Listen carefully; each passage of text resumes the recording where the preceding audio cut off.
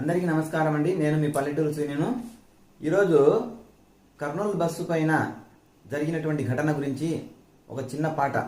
ఎందుకంటే ఈ జీవన తరంగాలలో ఆ దేవుని చదరంగంలో ఎవరికి ఎవరో సొంతమో, ఎంతవరకు బంధమో, ఆ బంధం ఎంతవరకు సాగిందో, ఆ కావేరి బస్సు ఘటన ఏ విధంగా జరిగిందో ఆ అంశాన్ని మీకు పాట రూపంలో వివరించే ప్రయత్నం చేస్తున్నాను.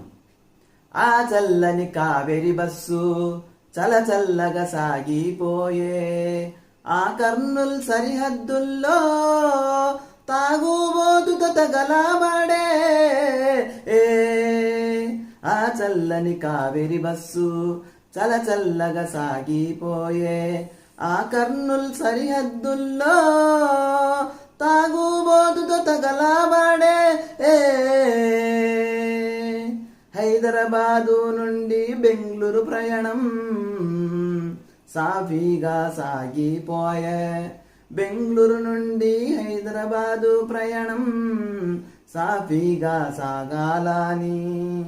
5 గంటల ప్రయాణము సాఫీగా సాగిపోయే, ఈలోగా గంజాయి బ్యాచు బస్సును భస్మం చేసే.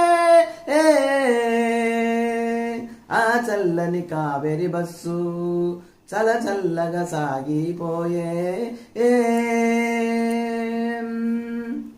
ఒక తాగుబోతు వల్ల బస్ అంతా తగలబడే, ఒక తాగుబోతు వల్ల బస్ అంతా తగలబడే.